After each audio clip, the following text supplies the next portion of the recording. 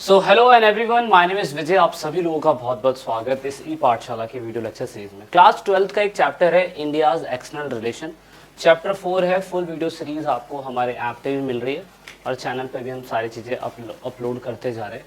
इस पूरे चैप्टर के अंदर हम बेसिक सीखने के वाले हैं वो समझते हैं। अधिक जानकारी के लिए आप हमारे ऐप पे जरूर जाइएगा, वीडियो की डिस्क्रिप्शन में लिंक है। अदरवाइज आप इन सभी प्लेटफॉर्म पे हमारे साथ जुड़ सकते हैं। इस पूरे चैप्टर में बाहरी संबंध बताने की कोशिश करी गई है, यानी कि भारत देश जैसे आज़ाद होता है तो आज़ाद होने के बाद भारत के बाहरी संबंध यानी कि बाहरी नेताओं के साथ उनके किस प्रकार के रिलेशन थे उसको समझाने की कोशिश करी गई है। दूसरे ऐसे सिद्धांतों को बताने की कोशिश करी गई है जिससे कंट्री की पॉलिसी, फॉरेन पॉलिसी डिफाइंड हुई। मतलब ऐसा क्या क्या कंट्री के साथ हुआ कि उसकी वजह से बाद में जाके भारत ने अपनी पॉलिसीज को चेंज करा, वो भी हम समझेंगे।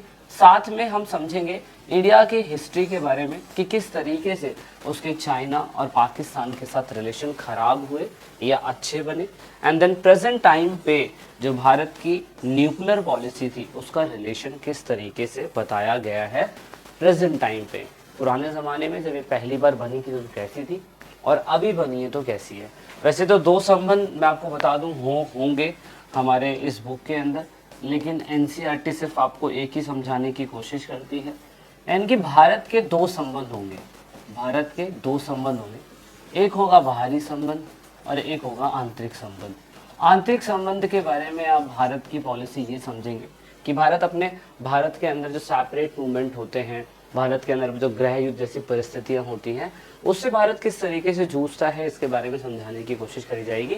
लेकिन भारत के अंदर जो भी क्या कहते हैं बाहरी संबंध होंगे उसके लिए पूरा का पूरा चैप्टर जो है बताने की कोशिश करेगा।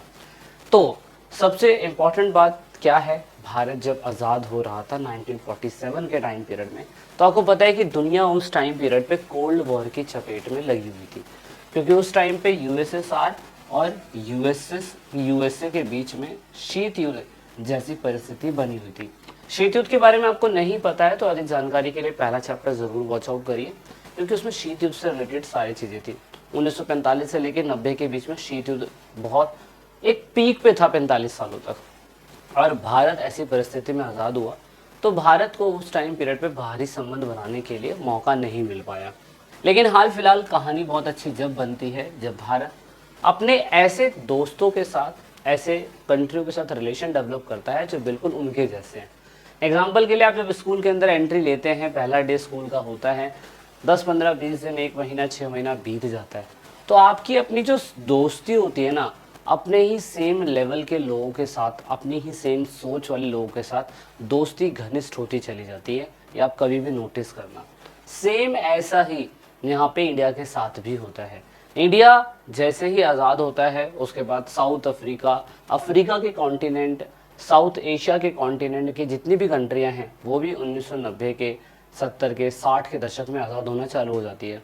उसके बाद भारत क्या करता है, भारत ऐसे देशों के साथ अपने अच्छे संबंध बनाने की कोशिश करता है जिसका जीता जागता एग्जाम्पल है नेम इसे बोलते हैं नॉन अलाइंड मूवमेंट, यानी कि हिंदी में बोलते हैं गुट निरपेक्ष। क्या करा गया दोस्तों, थर्ड वर्ल्ड इसे बोला गया, क्योंकि पहली दुनिया यूएसए को बोला गया, दूसरी दुनिया यूएसएसआर को बोला गया, और तीसरी दुनिया जो न्यूट्रल रहने वाली है, जो लड़ाई झगड़ा करने वाली नहीं है, वो बनी नेम कंट्री। और नेम कंट्री के साथ पहली बार भारत ने अपने भारत देश से बाहर जाके अपने कदम बढ़ाए, दोस्ती बनाई, and this is called the external relation of the India. यही भारत के बाहरी संबंध कहलाए, और यहाँ से हमारी कहानी थोड़ी सी आगे बढ़ती है। तो भारत ना तो नाटो के साथ गया, ना तो कम्युनिस्ट ब्लॉक के साथ गया, भारत ने अपना खुद का एक नॉन अलाइंड मूवमेंट बनाया जिसको हम नेम बोलते हैं। इसका हेडक्वार्टर जकार्ता इंडोनेशिया के अंदर आज भी सिचुएटेड है, और इसमें 120 मेंबर हैं। 17 मेंबर अभी भी ऑब्जर्विंग है, आई थिंक 1-2 मेंबर जुड़ चुके होंगे, और अभी भी नेम जो है वो बना पड़ा है। इसके बारे में हम लोगों ने क्या कहते हैं सेकेंड चैप्टर में पहले से ही पढ़ लिया था, तो थोड़ा थोड़ा मैं रिव्यू कर रहा हूँ। इसके बिगनर्स टाइम पीरियड पे आप देखोगे तो बेलगेट शिखर सम्मेलन हुआ था। बेलगेट शिखर सम्मेलन से पहले 1955 के अंदर वांडुंग सम्मेलन भी हो चुका था, और वांडुंग सम्मेलन के बारे में आई थिंक एनसीईआरटी के अंदर दिया हुआ है। तो वांडुंग सम्मेलन के बारे में हम बाद में पढ़ लेंगे। लेकिन नेहरू जी हमारे देश के पीएम थे, इंडोनेशिया के प्रेसिडेंट सुकर्नो थे, इजिप्ट के अब्दुल गमीर गामा जो भी हैं, और यहाँ पे घाना के प्रेसिडेंट थे, एंड देन यूगोस्लाविया के प्रेसिडेंट थे। ये 5 फाउंडर मेंबर थे जिन्होंने कहा कि ठीक है, हम सारे मिलके सारी कंट्री को एक साथ जोड़ेंगे और अपने रिलेशंस अच्छे बनाएंगे, और जितने भी कंट्री हमारे विचारधारा को मानती है उनको एग्री करवाएंगे। इससे क्या होगा, इससे भारत के बाहरी संबंध अच्छे होंगे, दूसरी कंट्री के संबंध अच्छे होंगे, और वो सारी कंट्रियां जो एक दूसरे की मदद नहीं कर पा रही हैं आपस में, फाइनली अब उसकी मदद कर पाएगी। तो इससे क्या हुआ, इससे भारत के बाहरी रिलेशन अच्छे हुए। तो आपको वर्ल्ड की पहली बुक पे जब जाओगे, पहली चैप्टर पे जब जाओगे, तो आपको ये मैप मिलेगा। इसमें जो ग्रीन आपको दिखाई दे रहा है, तीसरी दुनिया के लोग हैं। जो आपको रेड दिखाई दे रहा है वो यूएसएसआर यानी कि कम्युनिस्ट विचारधारा, और जो आपको येलो में दिखाई दे रहा है पहली दुनिया यानी कि आपकी यूएसए यानी कि पूंजीवादी विचारधारा है। ठीक है, इतना आपने समझ लेना है।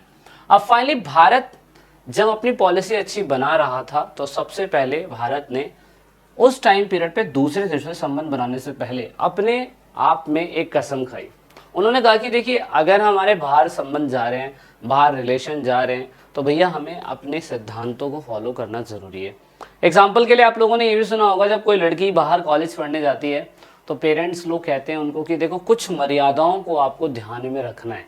आप कुछ भी करो अपनी लाइफ के अंदर, लेकिन कुछ इन मर्यादाओं को फॉलो करो, इनको टूटने मत देना। ऐसे ही सेम भारत था कि भैया हम कैसा कुछ भी कर ले, बाहरी संबंध कुछ भी बना ले, लेकिन इन सिद्धांतों पे ही चलेंगे। तो इस हिसाब से नेहरू जी का रोल उसमें बहुत इंपॉर्टेंट था, क्योंकि पहले फॉरेन मिनिस्टर इंडिया के जो थे, उन्होंने फॉरेन पॉलिसी में मेजर ऑब्जेक्टिव पे फोकस करा। उन्होंने कहा क्या, सबसे पहले अगर हम बाहरी संबंध बनाएंगे तो हम अपनी संप्रभुता यानी कि सोवरेनिटी को खोने नहीं देंगे।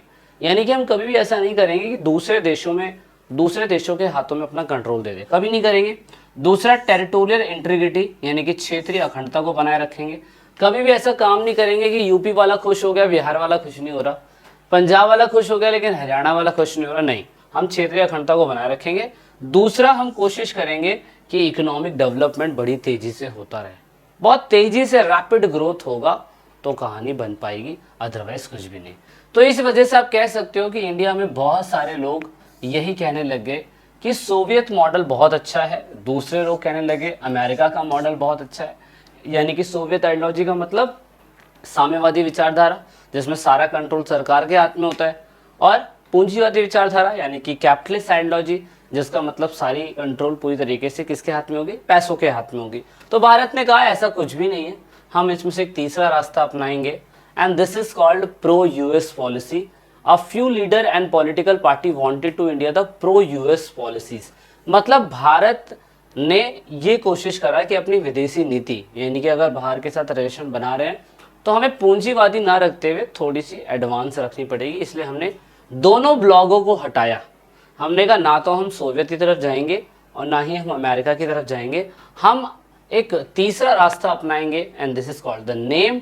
और यही नेम नॉन अलाइंड मूवमेंट गुट निरपेक्ष कहलाया। और इसकी वजह से आप कह सकते हो भारत ने keeping equal distance from the power blocks, इसलिए भारत ने दोनों ही ब्लॉक से दूरी बनाए रखी। भारत ने कहा कि हम कोल्ड वॉर का जो टेंशन है उसे ख़त्म कर देंगे।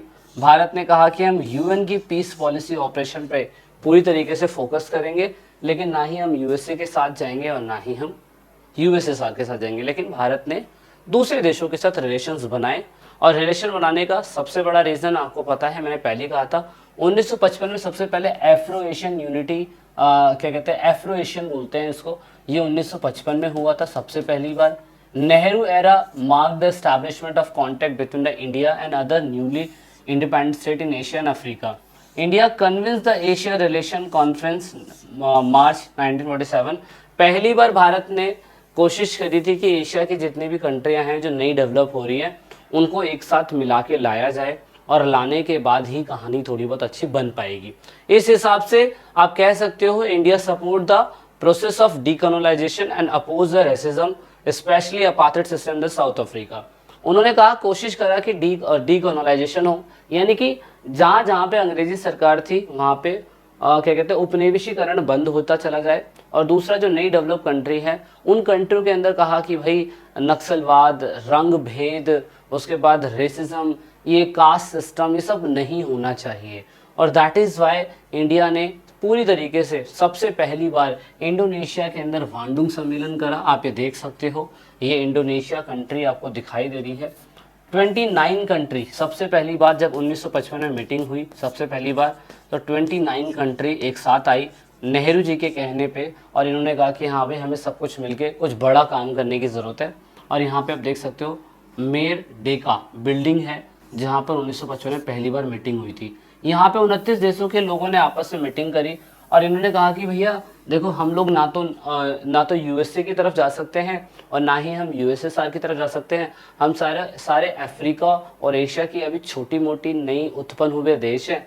अगर हम दोबारा ही इनके पल्लों में बन जाएंगे तो ये हमारे रिसोर्सेज का इस्तेमाल कर लेंगे, इसलिए हमें सभी को मिलकर कुछ ना कुछ करने की ज़रूरत है। दैट इज़ वाई आप देखोगे सबसे पहले होता है आपका 1955 में जाके बांडुंग सम्मेलन। याद रखना, बांडुंग मीटिंग कब हुई? 1955 में। कितने देश आए? 29 कंट्रियाँ इसके अंदर आई। उसके बाद फाइनली सितंबर, ये कहाँ पे हुआ था दोस्तों? बांडुंग में। बांडुंग कहाँ पे है? इंडोनेशिया में।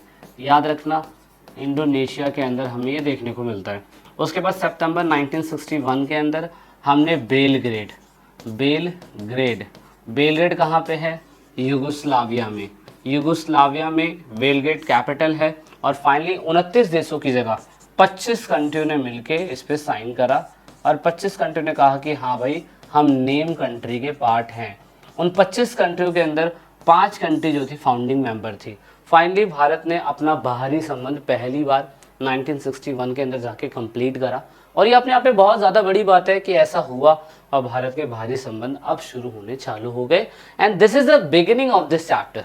ये वीडियो लेक्चर सीरीज का पहला पार्ट था एंड आई होप आपको थोड़ी बहुत इन्फॉर्मेशन समझ में आई होगी। अब हम चाइना और पाकिस्तान का एक एग्जाम्पल लेंगे ताकि हमें समझ में आए कि हाँ भाई बाहरी संबंध इनके साथ क्यों खराब हो गए। ठीक है, so this is it in this video and तक देखिए तो बहुत बहुत धन्यवाद।